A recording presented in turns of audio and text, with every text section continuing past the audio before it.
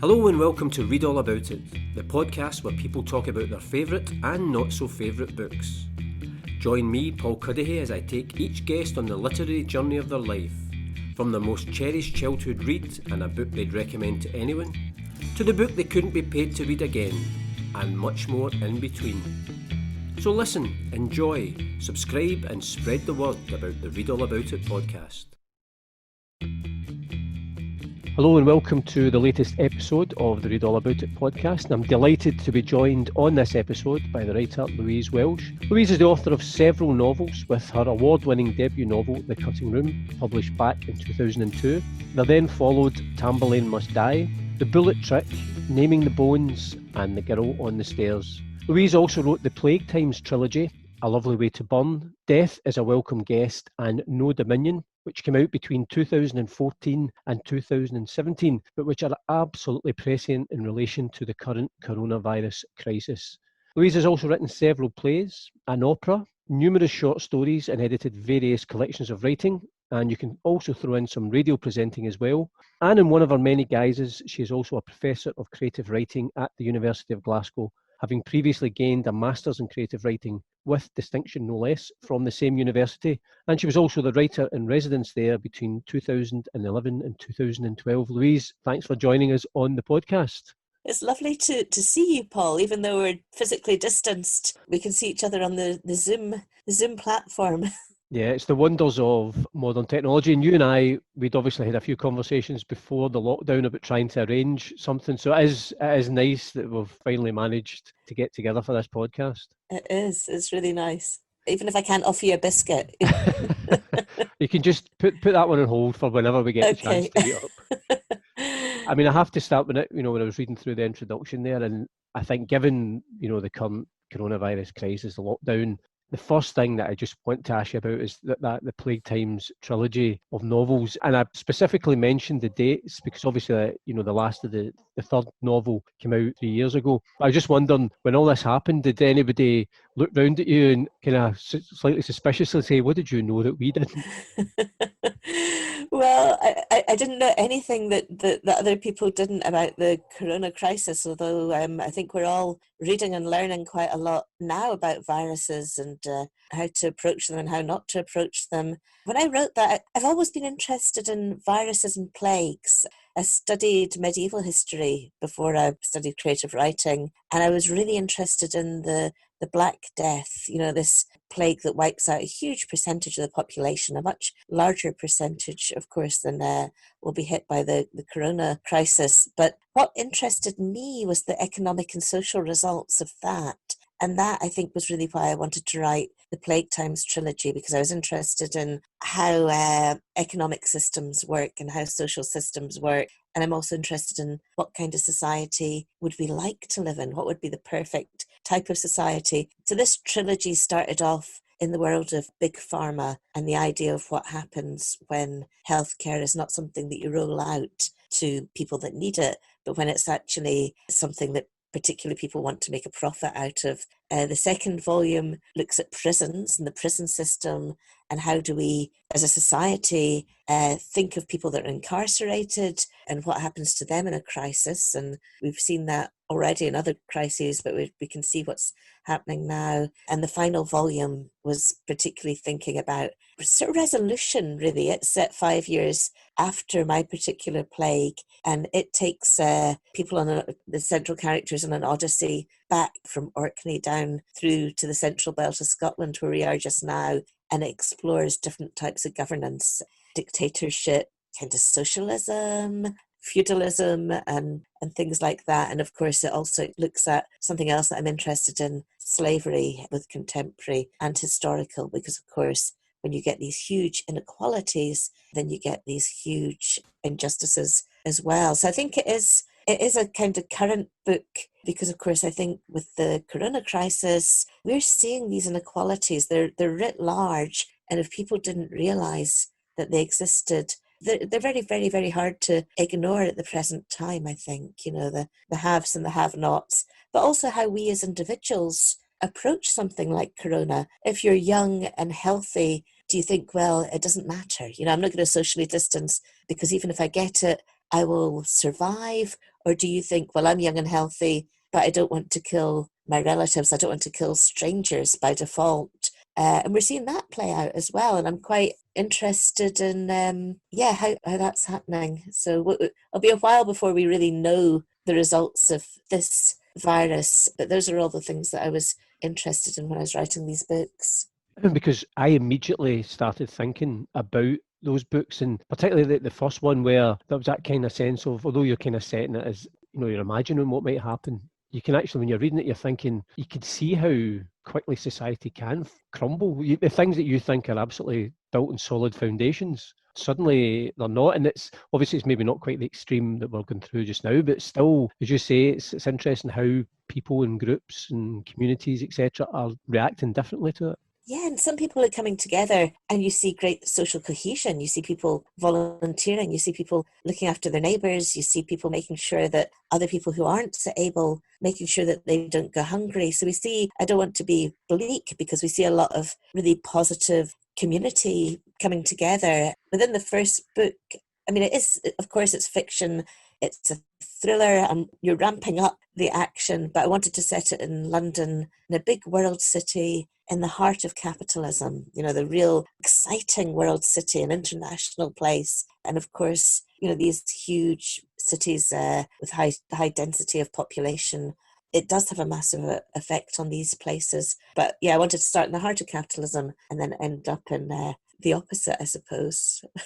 Yeah, and I think regardless of whether people want fiction to mirror real life, I would certainly say to anybody, those books at any time, that trilogy is well worth reading anyway. So that's the first of our book recommendations is your books. Then we'll go from there. Get away from it all by reading about something that's actually worse. Exactly. than what we're experiencing. Now, the course of the podcast, we'll maybe chat more about your writing. I mean, I'd mention again just the kind of the breadth of platforms of writing that you do. You teach up at the university, but also I want to take you on your own literary journey, and we go back to your childhood. So the first choice that I always ask people on the podcast is your favourite book from childhood, and you actually gave me two choices, and that was, first one was Treasure Island, Robert Louis Stevenson, and the other one was Marianne Dreams by Catherine Storr. Okay, I mean, there's so many books, aren't there? There's just amazing books that you read as a child, and I think you maybe read with an intensity and focus that we don't always retain as adults. Like a lot of people, we used the library a lot when I was a child. So we used the library once, twice a week. We didn't have a lot of books in the house. We didn't need them. We had them up the road at the library. And I had an adult ticket from quite an early age. My dad asked if I could get an adult ticket because he felt that I needed it. It was an essential item. Treasure Island is a book, though, that I didn't initially read by myself.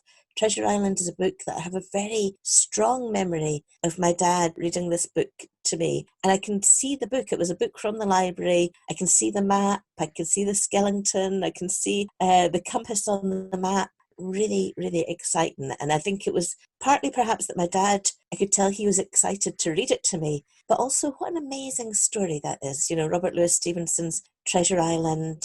It's got a little boy, Jim Hawkins. And I think as children, we read ourselves into the story. We inhabit these different genders. It didn't matter to me that this was a boy. I was there. I was in the apple barrel. I was being chased by these pirates.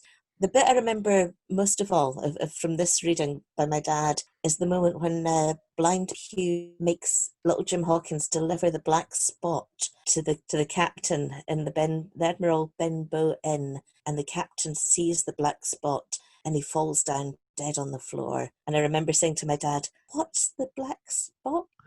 And he said, "You will find out tomorrow," and closed the book and said, "Right, time for bed." And I couldn't go to bed. And my mother was like, "John, what have you done to that bairn?"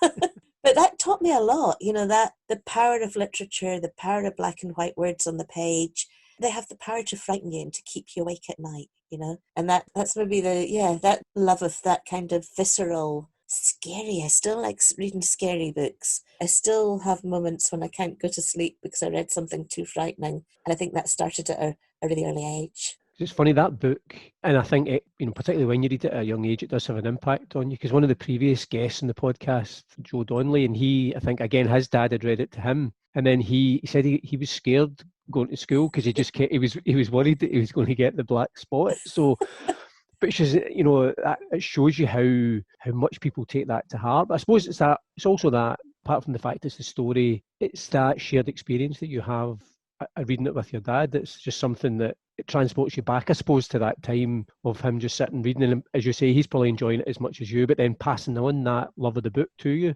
It's a really precious experience, and I'm still a great fan of Robert Louis Stevenson, and I think Stevenson was somebody, as you know, he had very, very bad health, and he wrote this book at a point when his health was terrible. I think he wrote it in Bournemouth, and his health is, he's potentially facing death. There's no guarantee that he's going to survive the illnesses that he has, and yet he does survive until his early 40s. He's somebody who loves to sail. He loves, these journeys, these maps are central to his life. But I think Stevenson's very interesting because he is, I'm not even sure that I really like the term post-colonial. I'd rather say anti-colonial. I think he's an anti-colonial writer way before people are doing this, And he precedes Conrad. He's writing at a time of huge racism, and that love of journey, that love of travel, and this ill health eventually takes him to Samoa, where he's still revered, and he was a real ally of the Samoan people in trying to fight against colonialism, and he put his reputation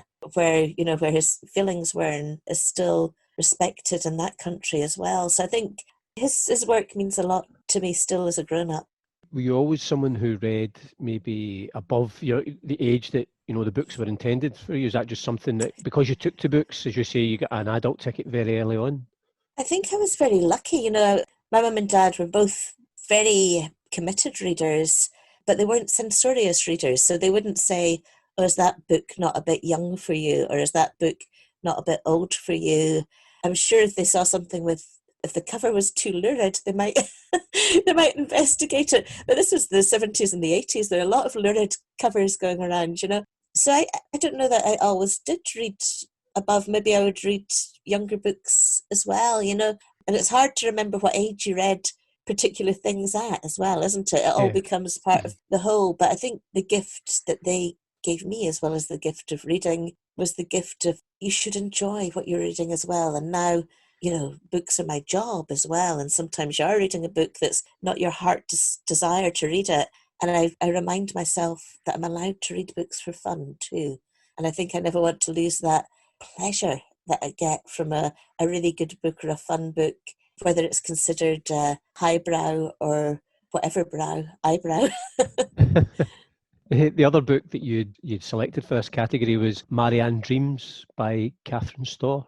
It's a beautiful book, and I would recommend it to any parent. I'm not sure again what age range it's meant, but it's for a little girl, and she's very unwell. And when I was a child, I spent quite periods in hospital and stuff, and quite often for clumsiness. It's a very clumsy child.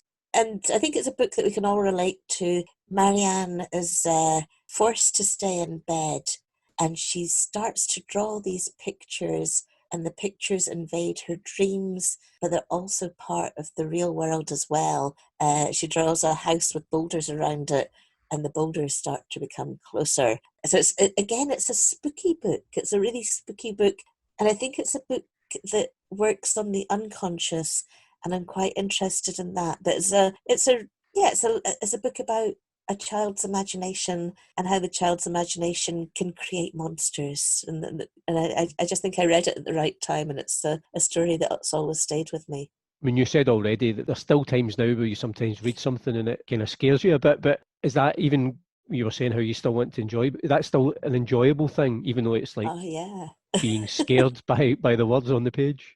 It is. I mean, that's why we go to the horror movies, isn't it? And that's why we love Stephen King. I love his books. When they come out, if I can afford it, I'll go and buy them the hardback.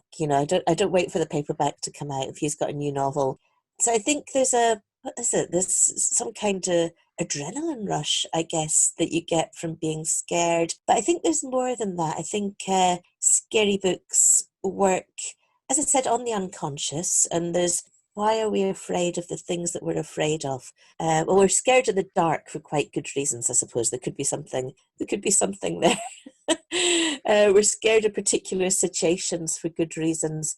But actually, the ghost stories of different periods reflect quite clearly what those societies are afraid of. And I made an anthology some years ago called Ghost. It was called 100 Stories to Read with the Lights On. And I don't know how you'd read it with the lights off, but and it was published by Head of Zeus. And to find 100 stories, I really had to read hundreds of ghost stories. And it was really interesting. There's points when people are particularly scared of people of colour. And I think this is during the height of the colonial era, you know, when people must be aware that they've stolen and they've looted and they've plundered, and that this isn't going to, you know, it's not going to last forever, this colonial, I don't even know what you call it, the empire. There are periods during the suffragette campaign for the vote when a lot of ghost stories really seem to be frightened of women. You know, women and women's power appears over and over again during that period. Naturally, people are always scared of losing their children. And this is something that comes into ghost stories from the earliest ones right up to the contemporary period. You know, that's a real close and visceral fear that people express in these stories. Yeah, there's so many of them. And I think that's quite an interesting way to think about it. It gives an outlet to our fears, but it can also be a roller coaster, an adrenaline ride. Now, in terms of books that scared me, that unnerved me, this takes me perfectly on to your second choice, which was your book from student years, which is the Private Memoirs and Confessions of a Justified Sinner by James Hogg. And I have to be honest, when I read that book, it really chilled me. I found it quite, not quite unsettling, it was very unsettling. I mean, an absolutely brilliant book, but I think I'd have to pluck up the courage to read it again. I love it. I love it for that reason, and for many other reasons as well. You know, I think part of the unsettlingness of it, well, Hogg knows a lot about folk stories. You know, he knows a lot about folklore, and these things, of course, too connect with our unconscious. Hogg knows how to tell a brilliant story. And he starts off in quite a typical Gothic way, you know, by saying, this is, of course, a true story. And there are elements of truth within it, but for us coming to as a reader, you're like, oh, is it true? But there's something that makes it a true story has more weight, more power, doesn't it? There's no accident. You know, that thing when you say, my friend's cousin's brother told, it was actually there. You know, they actually saw this, whatever event it is. It's because the element of truth adds something. He also tells it in a voice that we recognise. You know, he tells it, a lot of it's written in the vernacular, a lot of it's written in Scots. But I think it's also a very funny book. It's a really amusing book. So to that mixture between horror and, it's not comedy, you wouldn't call it comedy, but humour is a really close one. You know, the laugh being close to the screen. He uses that really well. And then the way that the book is constructed in itself is also, I don't know, it's unsettling. It's not a straightforward linear narrative. It's an unsettling coming together of different stories. And I guess the other reason that I love it, again, comes back to Stevenson. You know, the Strange Case of Dr. Jekyll and Mr. Hyde owes a huge amount to Hogg and the Private Memoirs and Confessions of a Justified Sinner. And I think he thinks about that structure too, that idea of letters within letters and rooms within rooms and houses that you didn't realise you entered from this lane as well as from the front. And so I think it's a hugely pleasing, beautifully written, bewildering, mesmerising, frightening book. But I also really appreciate the ongoing effect it has on Scottish literature. It's funny for people who are regular listeners to this podcast. One of my constant moans is from when I was coming through secondary school, it was very little Scottish literature that we were taught. So I came to books like this much later. And when there is this whole treasure trove of great Scottish literature, then I just think it's a shame that we weren't given it at the time. But also, just the very fact, I think it was 1824, it was published. What always amazes me with these books is it's nearly 200 years old. You can pick it up today and it has that impact on you. And that's, you know, you're talking about the quality of the writing. That's testament to that. It absolutely is. And I'm like you, I didn't read it until I was at university. That's when I found that book. I find, you know, trying to remember what books we read at school, I wouldn't want to do down any of my teachers because maybe there are books that I forgot. But my impression is that we didn't really get a lot of Scottish literature. Burns once a year. we would learn our poem once a year to recite of Robert Burns. You and I would be kind of contemporaries in terms of that time of that kind of curriculum, and I think, I don't know for whether it was accident or design, they shied away from a lot of what would have been great Scottish books. Yeah, we got a lot of angry young men. So we got a lot of north of England writing. I seem to remember the cupboards being full of those books. And there was, these were really excellent books. And I don't think you only have to read books that you relate to, but I think it is very helpful if there are some books that you could relate to on the curriculum, because what does literature do for us? Well, it can open up other worlds, but it can also inform your own world. And I mean, there's nothing, the act of seeing somebody like you on the page, the power of that cannot be underestimated. And that goes, of course, with theatre and movies and music as well. It legitimizes you, doesn't it? If you feel that you have to be American or white or straight or whatever it is to count, it doesn't help your personal development. Yeah, I mean, it's that kind of idea as almost like a role model for you as a reader and a writer. That if you, as you say, you don't necessarily have to have everything that relates to your own circumstances or your own surroundings, but I think definitely that age, it definitely helps. It really does. And, as you know, at the point when we were growing up, there was great work being done in the vernacular. They had James Kelman, Alistair Gray, Liz Lockhead, Tom Leonard, Janice Galloway, of course. Many writers. There's people that are missing out now as well. I think the impression that we got, although there were Agnes Owens, there were women writers, I think the impression that I got a lot of the time was that a lot of Scottish writing was very white, it was straight, it was mainly male, I think. Mm-hmm. So nowadays, of course, I think diversity within Scottish literature is increasing and is to be celebrated as well.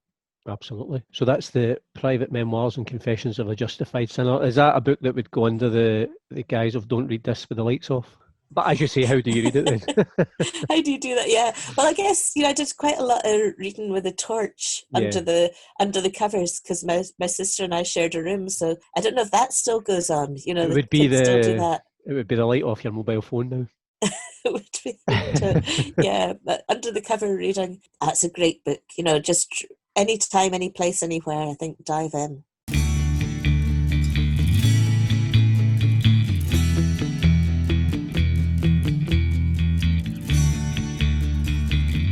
Well, you're listening to the Read All About It podcast with me, Paul Cuddihy, and my guest this week, Louise Welsh. And Louise, we're on to the third book choice in this podcast, and that is a book that you'd recommend to anyone, and it's a book called Severance by Ling Ma. Yeah, so this is a book that I just read a couple of months ago. It's just out. And again, actually, it explores a pandemic. Please don't let that put you off. What a writer she is. What an amazing writer. It's set now. It's set in the here and now. It's set in Manhattan, and a much more serious pandemic than the one we're experiencing has launched. And the central character is a young Chinese-American woman who seems to have some immunity to this virus. And there are various people that have immunity. She's an amazing writer. And I think it explores partly an expression of what it is to be a first-generation American, so first-generation Chinese-American. Her mother and father had come from China and settled there. And I just found it witty, beautifully observed, and it has this element of jeopardy as well. So I think it's one for anybody from the age of 15 upwards. It's kind of funny. It goes back to what I was saying at the start about your Plague Times trilogy, and we're not necessarily recommending all the books that kind of mirror what's going on, but it is incredible that I suppose writers are always fascinated by something that kind of really fundamentally changes people's world, people's habits, people's attitudes. And I suppose something like a pandemic, we mentioned Stephen King with The Stand, for example, it's something I suppose that runs through literature. It does. It ups the ante, doesn't it? People are really forced to think what they're going to do. I think this is a heroine for our times. And of course, she wrote it before this current crisis. And she has everybody saying, well, of course, this came from China. And she experiences the result of that as well. Because I think, if I'm right, is this her debut novel? It's an amazing debut. It's one of those debuts that you can't think, where has she been and what will she do Yeah. next? Because my question to you then was, when I mentioned again your debut novel, The Cutting Room, which not only would get garnered a lot of praise, people loved the book, but it got lots of, awards and acknowledgement as well. Obviously, as a writer, the thrill of getting your first book published is incredible in itself, but then when it gets that validation, does that give you that real boost, or was there a wee part of you thinking, there's a wee bit of pressure on me now because The Cutting Room did so well, or did you just embrace all that? It was all joy. It was all joy. I would never ever complain about having a success with my first book. It was joy, partly because it meant I could write another book. That was a very practical outcome of it. But also, The Cutting Room was written at a particular time, and The Cutting Room, of course, has a openly gay protagonist who is happy that he's gay, Rilke. And I was writing this during the Keep the Clause campaign. Right. And you will remember this. A lot of people perhaps it's the 30th anniversary of that this year, the Keep the Clause campaign. And you'll remember Section 28, which said that, it's hard to express it really, it said that teachers were not allowed to encourage homosexuality. And it was one of those fuzzy lines.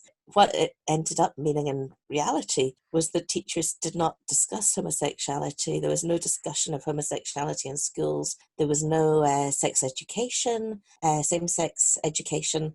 It was like a government endorsement of homophobia, and it led to a lot of prejudice. And at that time, Souter, Lord Souter, did a private polling of every house in this land in Scotland as the clause was about to be repealed, and said, you do not want people like this, teaching your children. There were billboards, one of them saying something like, as a father, I do not, I worry if I have a gay teacher teaching my child. And this was allowed, this level of hatred. What actually happened was that people, on the whole, refused to fill these cards in, and the clause was abolished, the clause was repealed.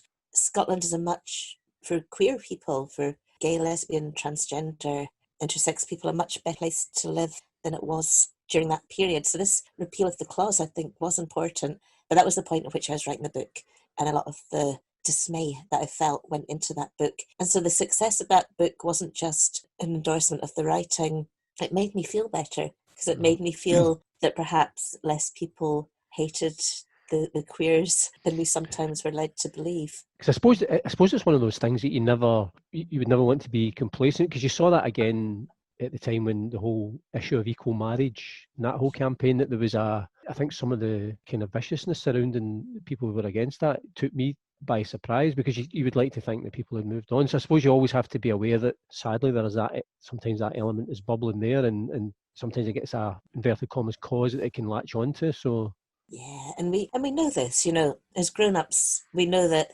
prejudice exists horribly, against anyone who's considered, I was going to say anyone who's considered an outsider, but there's prejudice against women, and 50% of the population roughly are women. So that's is something that we've got to recognise and be vigilant about. As we're speaking, there are riots going on across America, and it's important to say Black Lives Matters. It's important to say equality matters, and to try and stand up and be allies when we can. going back to what I think we were talking about right at the very start, about how something like this coronavirus crisis highlights inequalities, whether it's inequality economically, in America, obviously socially, in terms of racial differences, and I think that's kind of just blown up, and it's been there, but I think it's probably helped bring it to the surface, and in the short term it looks terrible, but you hope that more people are maybe aware of what has been going on in America and continues to go on. But if it's not been filmed by somebody passing by in a mobile phone, it's swept under the carpet. Yeah, and I remember Rodney King. I remember the video of Rodney King getting beaten and being young enough to just be like, how can that be possible? And now, decades later, we're witnessing the same prejudice, the institutionalized racism But of course, we have to recognise that we have it in our country as well. We have it in Absolutely, Scotland. yeah. We have it in the wider United Kingdom. And so we have to be vigilant. I remember we were at school, primary school, when you remember the first TV broadcast Roots, when Roots was on. Yeah. And I was allowed to stay up late to watch it. My mum and dad would let me stay up late to watch it. And I remember again, this is a seminal program for me, TV show. And I remember thinking, these Americans are terrible people. Those Americans were dreadful. And not making that connection with Scotland and the North Atlantic slave trade, and not having that at that period. I think it's becoming, or is part of the curriculum to an extent now. But these connections weren't made in school. And it's later on with your own reading, in your own explorations, that you find these things out sometimes. In Scotland, we're beginning to uncover that history and beginning to acknowledge it in various ways, but we're still behind. Yeah. One final question on the cutting room, and it goes back to what we were saying earlier on about when we were growing up, the lack of Scottish literature and that kind of role models. And you mentioned obviously the main character in that is openly, confidently gay man, and again, maybe you might not know, or maybe you've heard anecdotally of maybe young gay men and women who are reading a book, and again validates them and gives them confidence, and that they see themselves perhaps in literature. It's important to have that, isn't it? To be able to see yourself. I certainly never really thought about that when I was writing it. So, if that has a knock-on effect, that kind of thing's a privilege, I think. For me, I think I was writing out of a lot of rage, but also in a way writing what I knew, but also writing at arm's length. And I think perhaps that's why the central character is male rather than female. I don't know. It's you're never 100% sure what you're doing or why you do it, and especially at this distance. But it's important. We need representation, and yet we can't just write for representation either. So we have to, I suppose, encourage writers and readers from all backgrounds and all experiences to pick up the pen or tap away at the laptop. See, that's you showing your age when you pick up the pen. Everybody's now on laptops, isn't it? I know, pick up the crayon. And I guess the other thing is we need that wider industry. We need the publishers to stand up. We need the booksellers to stand up. And that's why we need, apart from just equality, is what we need as a nation, because without equality, you don't get the most talented people. If you're cutting off part of the population, you're never going to get people of real talent. If it's just you get into a role because of privilege, well, that's not working out very well for us right now in terms of the government, and it doesn't work well elsewhere. If it's all white men or white women in publishing, then of course, the writers of colour are not, I don't know, talent spotted or found in the way that they should be. We go, and I always like this leap in the podcast where we go from getting you to recommend a book that you would recommend to anyone to a book you couldn't be paid to read again. And when we were corresponding, you said, this is hard because I'm cheap. I can't think of a book that I would say, that if I was on a desert island and there was only this particular book, I wouldn't read it. Willie Maley, who you obviously know from Glasgow University, and when he came on the podcast, and he said the last thing his wife had said to him was, for that question, make sure the author's dead. And then a more recent guest had chosen this book as a book he couldn't be paid to read again, and he said, I imagined it was the sort of thing that Jeremy Clarkson would like. And I thought, that's a brilliant recommendation for anything not to read. It's funny because a lot of people, quite a lot of the writers that I've had on, I think it's also the idea that because it's a subjective thing anyway, and you don't want to, because it would be nothing worse if you were sitting listening to an episode and somebody chose one of your books, for example, or another writer. So I can understand why it becomes a difficult thing. Although, most writers now have quite a thick skin. After a while, you get a thick skin, and that's not to say that you can't be hurt, but is that you get over it. Yeah, is that the social media age that's had to make you like that? Because people can be quite brutal sometimes. I don't read Amazon reviews, for instance. I just don't read them. But I think as a writer, you can learn from reviews. Sometimes you read a review and there's something in it and you think, yeah, I agree with that. This is a negative comment. And so you can learn from stuff. You can perhaps identify things. Really, really trying to think of a book that I would never read again. I think we were talking about school earlier, and I remember we had to read Laurie Lee as I stepped out. As I stepped out. As I walked out one midsummer morning. Yeah, so we had a particular teacher at that point, and his method of teaching this book was to read it to us. And we were secondary school children, and I think the teaching of it gave me a visceral dislike of that book. So I think that would be one that I would struggle to pick up again. But I've heard people reading extracts of it on the radio since and thought that sounds like a really good book. Yeah. But I don't think I could.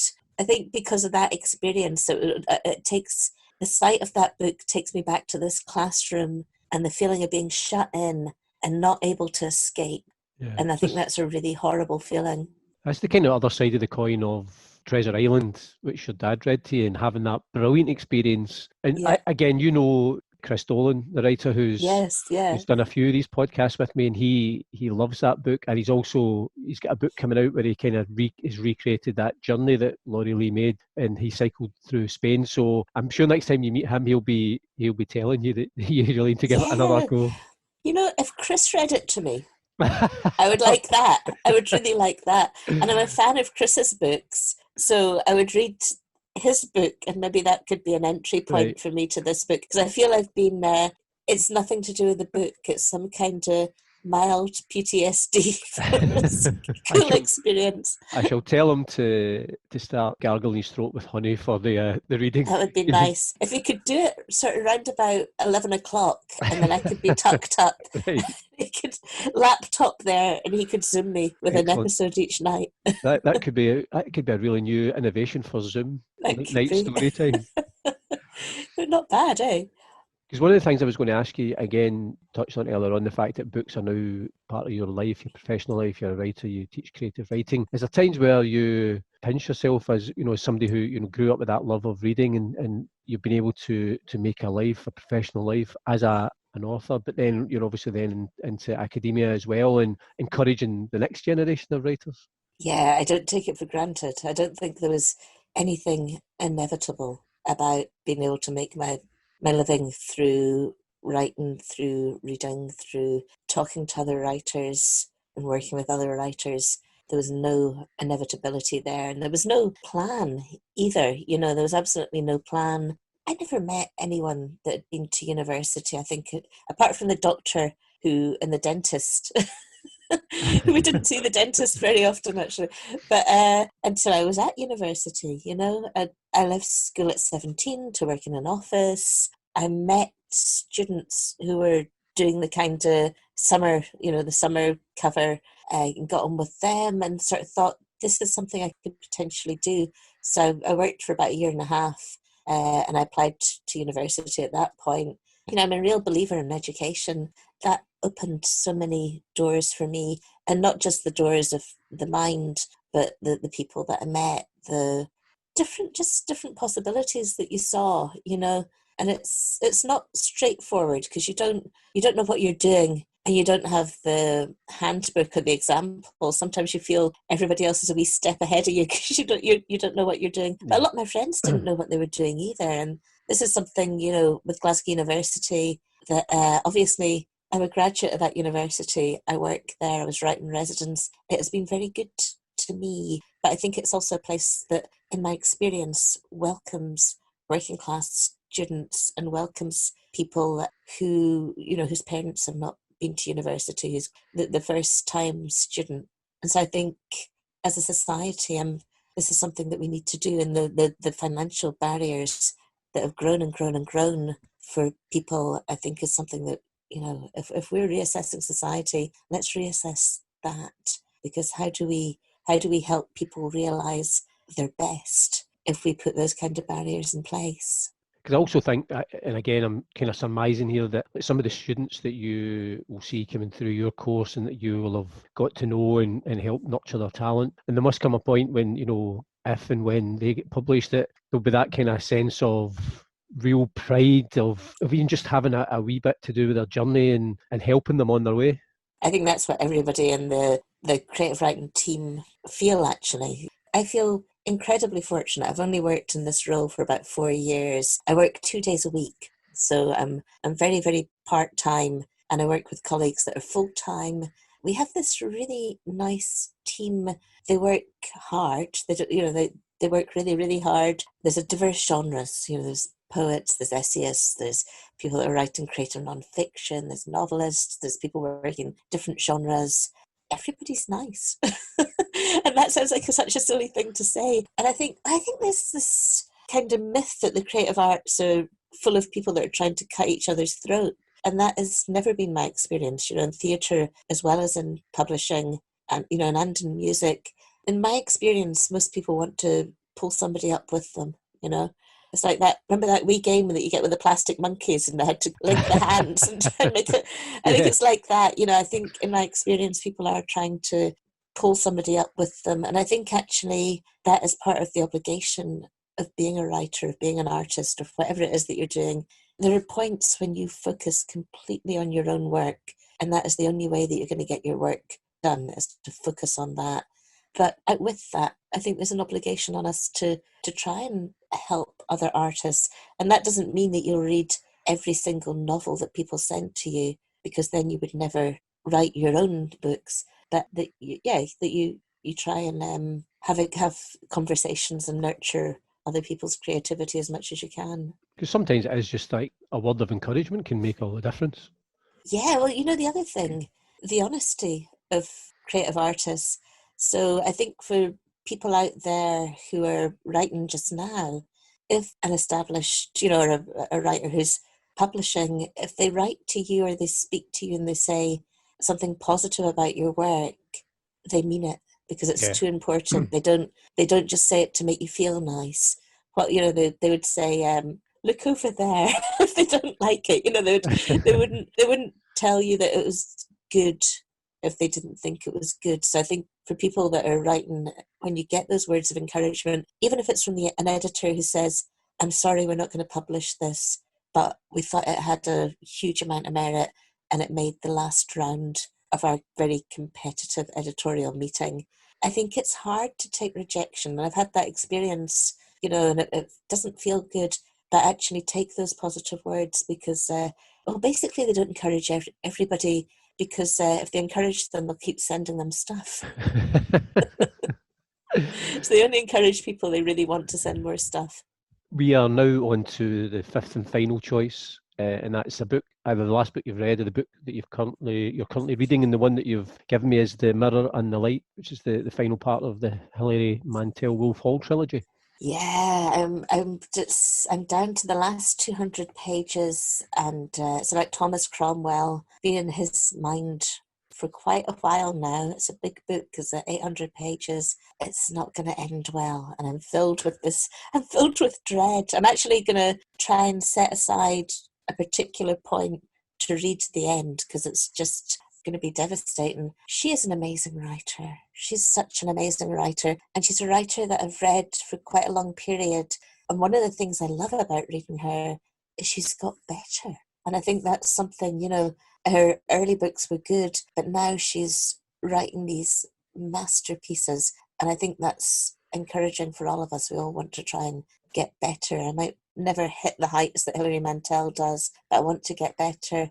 It's a complex book. It's a book that she uses point of view in a really interesting way, and I can't quite work out technically how she's doing it, but I'm really interested in it. And she evokes this world, this world of the Tudor court.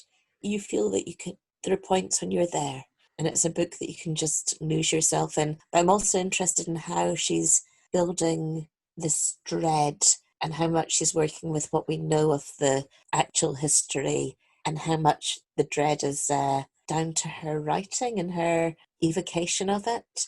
She's amazing. She's absolutely remarkable. And I guess in a way she's also working with an established arc of somebody who comes from low beginnings, humble beginnings, a blacksmith's son who rises to these amazing heights, and then it crashes. And I guess we see it, you see it in Martin Scorsese's Goodfellas, don't you? People that you think, there's always a point, a tipping point. And when I watch Goodfellas, there's points when you think, just leave. You're still alive.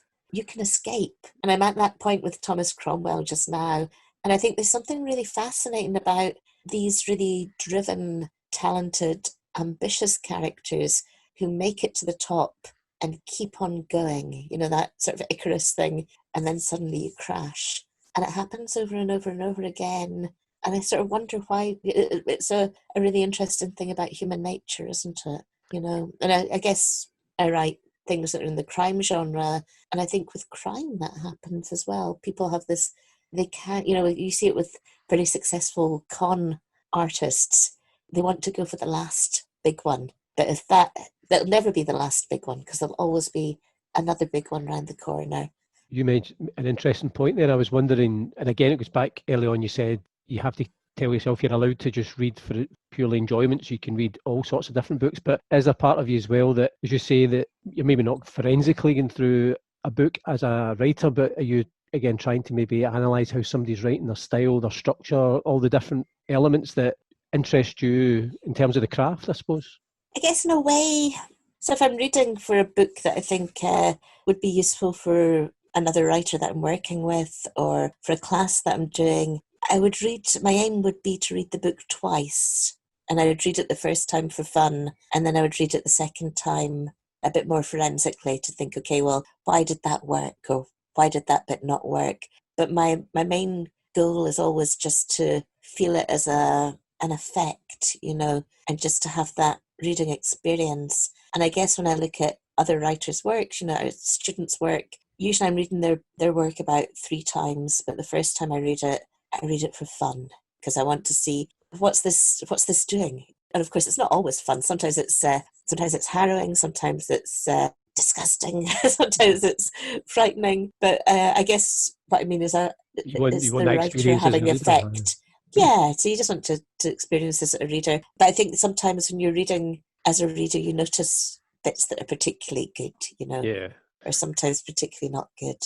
Because I was wondering as well, when we, with Hilary Mantel, because of the success of the first 2 books in terms of, popularity, but also both of them won the Booker Prize, that I suppose for her that's a challenge and a pressure, because, the anticipation ahead of The Mother in the Light was incredible.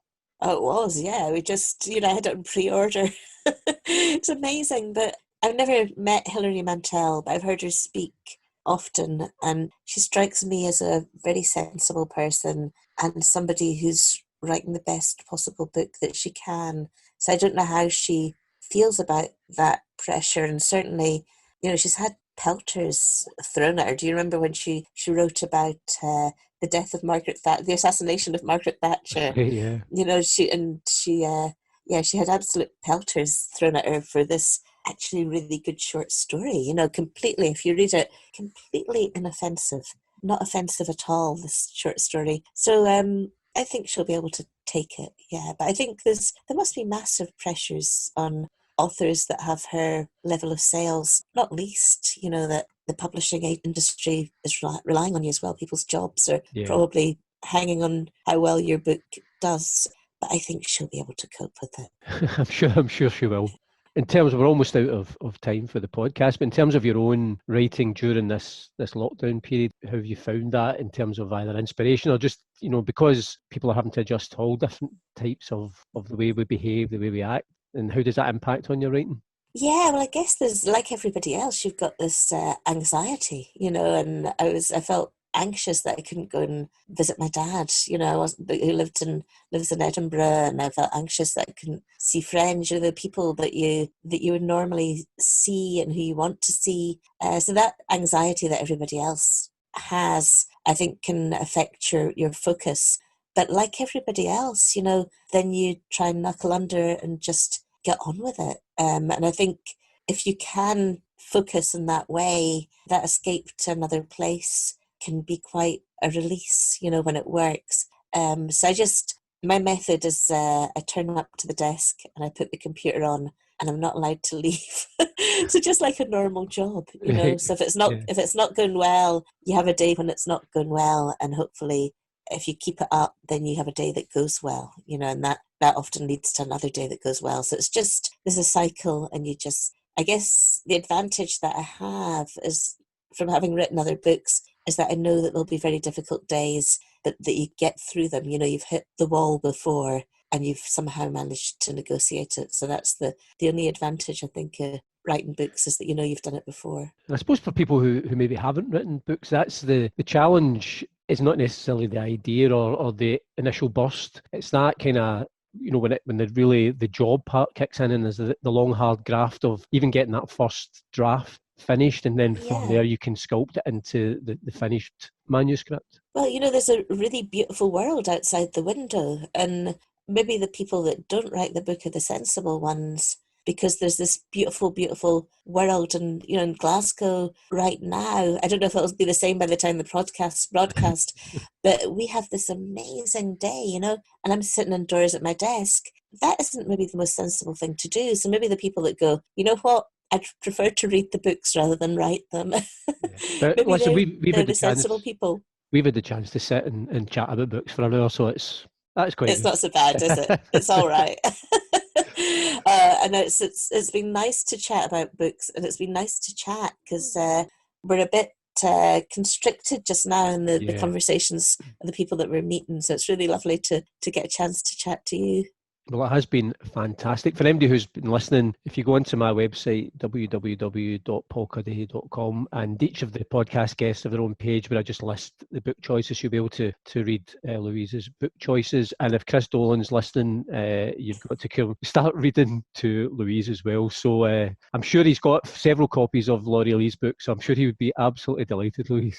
You know, I might just drop him a line right now and tell him that we were talking about him, and that if he could just check in with me at 11:30 every night once I've got my jammies on, my cup of tea, and if he wouldn't mind just reading to me on the iPad, that would be quite good. I'd like that. You know, if nothing else comes of me doing the podcast, if that happens, I'll be a happy man.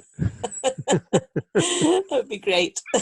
Thank you, Paul. Thanks very much, Louise. It's been a real joy. That's been a pleasure. Thanks for listening to the Read All About It podcast, and I'd love to hear what you thought about it.